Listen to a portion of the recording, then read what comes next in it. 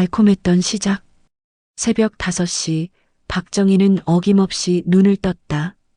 68세의 몸이지만 40년 넘게 새벽에 일어나는 습관은 여전했다. 부산 남포동의 작은 제과점 해님빵집의 오븐에 불을 지피며 그녀는 남편 병수가 남긴 빈자리를 다시 한번 느꼈다.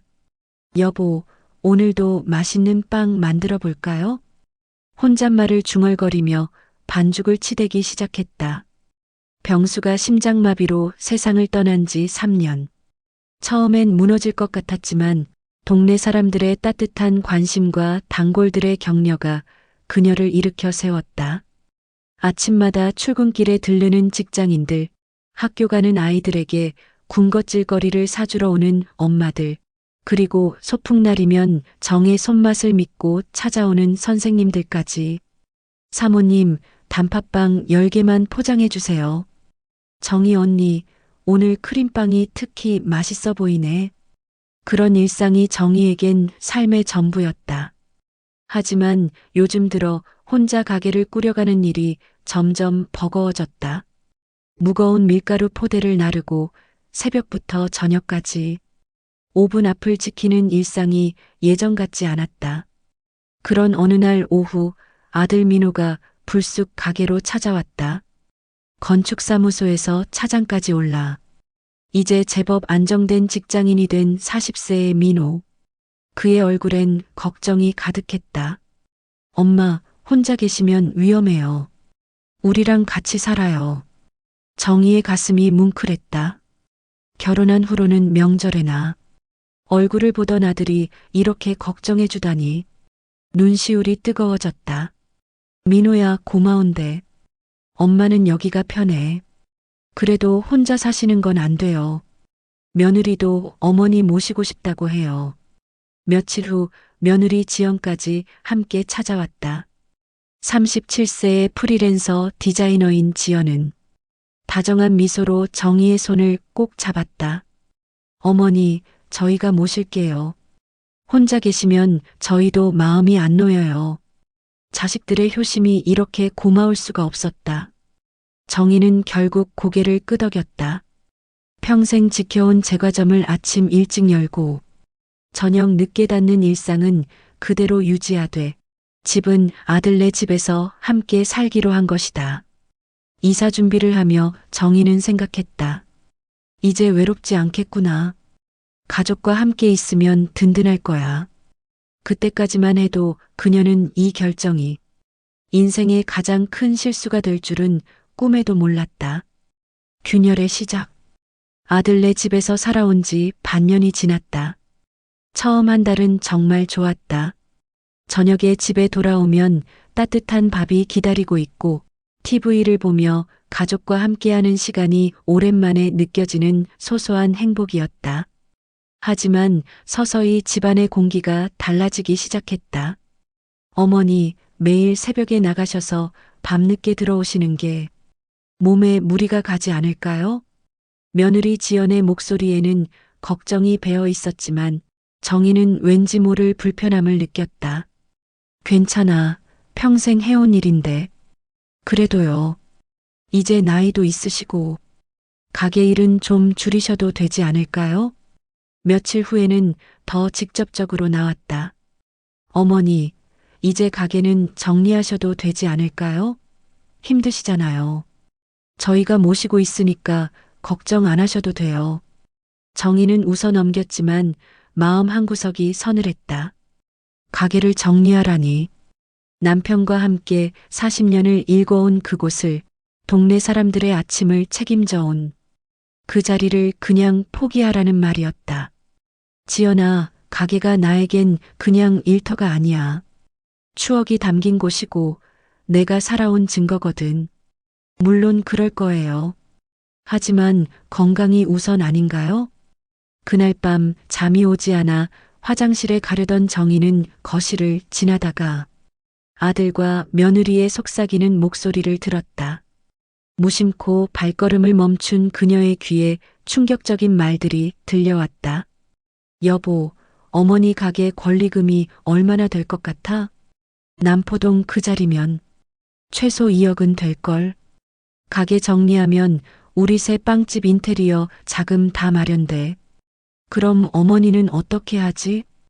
이제 가게 나가시지 못하게 하면 돼. 나이도 있으시고 우리가 모시고 있다고 하면 이해하실 거야. 정희의 심장이 철렁 내려앉았다. 손과 발이 차갑게 식어왔다. 자신들이 새로 빵집을 차리려고 하는구나. 그래서 자신의 가게를 포기하게 만들려는 것이구나.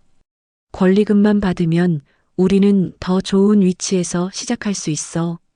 어머니 노하우도 배울 수 있고. 근데 어머니가 쉽게 포기하실까? 시간을 두고 설득하면 될 거야. 건강 핑계 대면서 벽에 기대어 서 있던 정희는 다리에 힘이 빠져 주저앉을 뻔했다. 평생 피와 땀으로 지켜온 가게를 빼앗으려는 음모였다.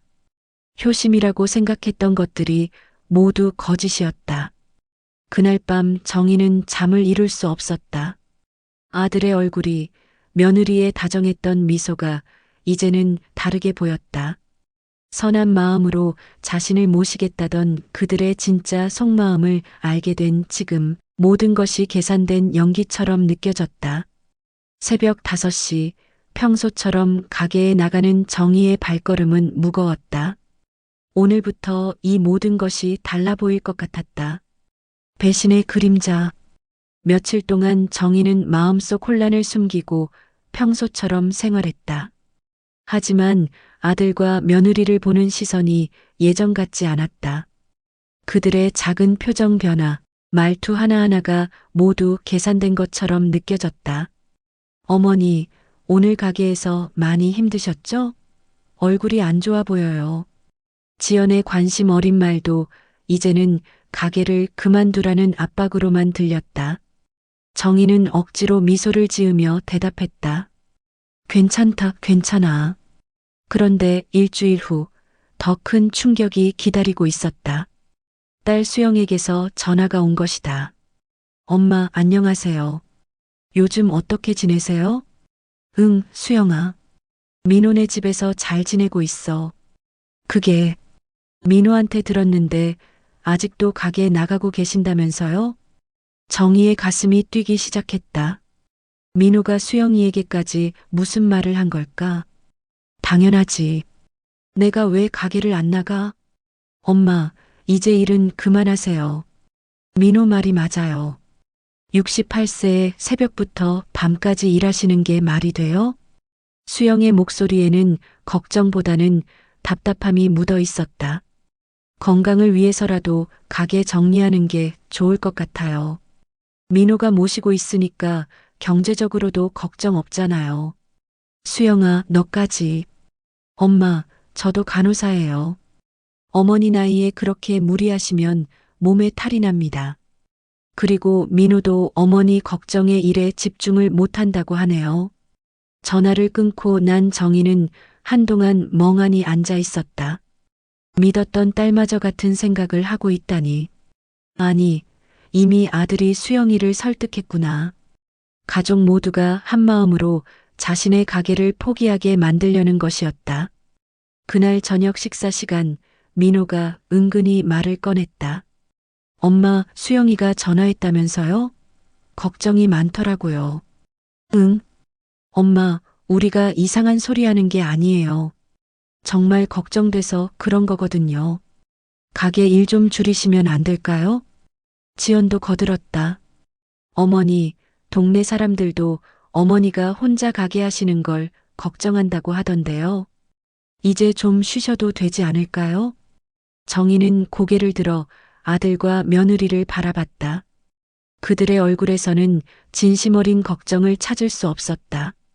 오히려 빨리 결정하기를 재촉하는 조급함만이 느껴졌다.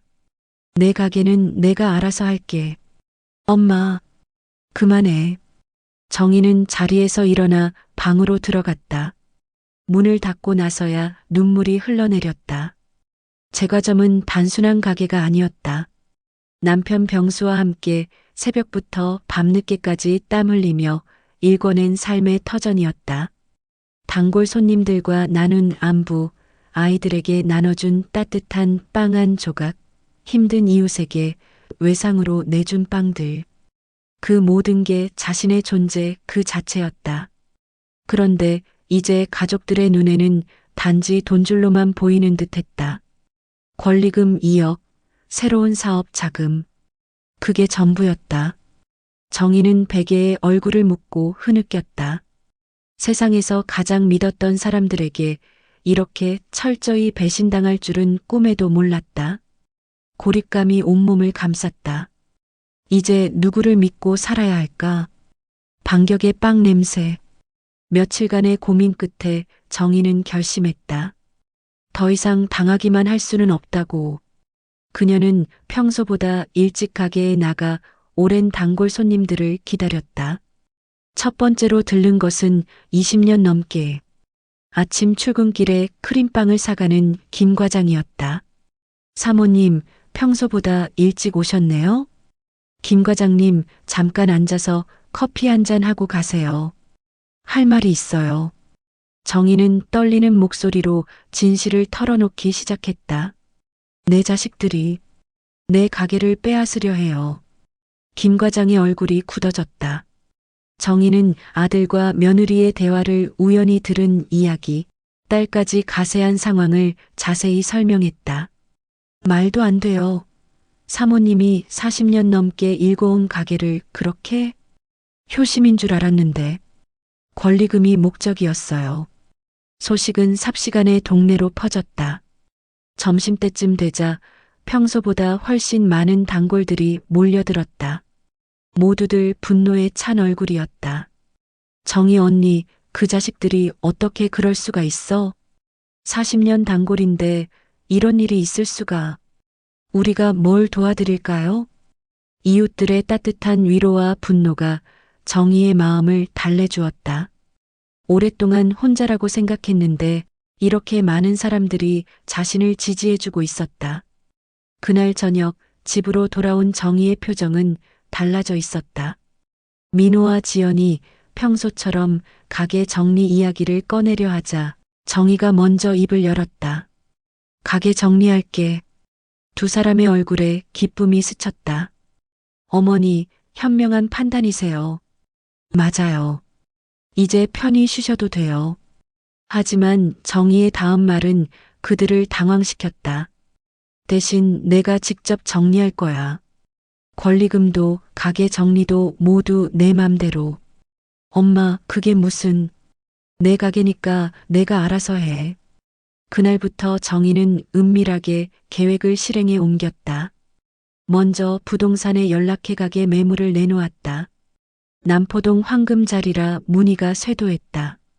며칠 후 정희는 가게를 방문한 예비 구매자와 흥정을 마쳤다. 권리금 1억 8천만 원에 가게를 정리하기로 한 것이다. 하지만 이 사실을 아들에게는 알리지 않았다. 동시에 그녀는 부산 근교 작은 아파트를 알아보고 있었다. 해운대구 끝자락 바다가 보이는 원룸형 아파트를 발견했을 때 정희의 마음이 움직였다. 전세 5천만 원 작지만 깔끔하고 혼자 살기에는 충분했다. 여기로 정했어요. 부동산 중개인이 놀랐다. 보시자마자 결정하세요? 네, 여기가 좋아요. 정희는 평생 모은 예금과 가게 권리금을 합쳐 계산했다. 새집 전세금을 내고도 충분히 여유가 있었다. 무엇보다 아무도 자신을 찾을 수 없는 곳이었다. 계약을 마치고 돌아오는 길, 정희는 처음으로 홀가분한 기분을 느꼈다. 더 이상 가족들의 눈치를 볼 필요도, 거짓 걱정을 들을 필요도 없었다. 그날 밤 정희는 작은 가방에 필요한 물건들을 조용히 챙겼다. 남편이 쓰던 밀대, 함께 사용한 빵틀, 그리고 두 사람의 추억이 담긴 반죽 도구들. 여보, 우리 새로운 시작을 해봐요. 창밖으로 달이 밝게 빛나고 있었다. 새로운 아침. 이삿날 새벽 5시 정희는 평소처럼 일어났다. 민호와 지연은 어제 밤늦게까지 친구들과 만나고 와서 깊이 잠들어 있었다. 집안은 고요했다. 정희는 조용히 짐을 챙겼다. 큰 이삿짐은 없었다. 남편이 쓰던 밀대와 빵틀, 40년간 함께해온 반죽 도구들, 그리고 두 사람의 사진 몇 장. 그것만으로도 충분했다. 정희 언니 준비됐어요? 아래층에서 김 과장이 기다리고 있었다. 어제 사정을 털어놓았을 때 그가 자청해서 이사를 도와주겠다고 했던 것이다. 고마워요. 정말 고마워요. 언니가 우리한테 얼마나 잘해줬는데 이 정도는 당연하죠. 차에 짐을 싣고 해운대 쪽으로 향하는 길, 정희는 창밖 풍경을 바라봤다.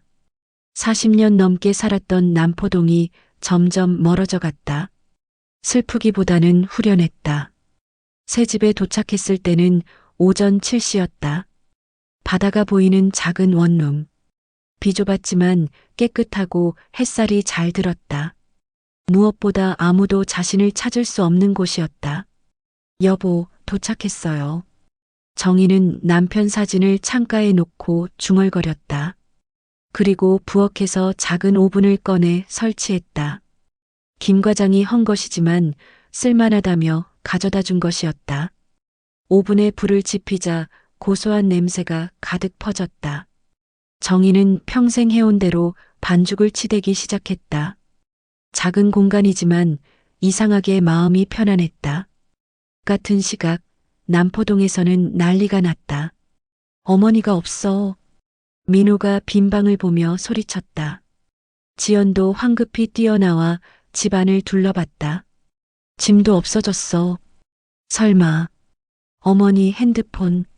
민호가 전화를 걸었지만 정희는 받지 않았다. 이미 번호를 바꾼 상태였다. 가게 확인해 봐야 해.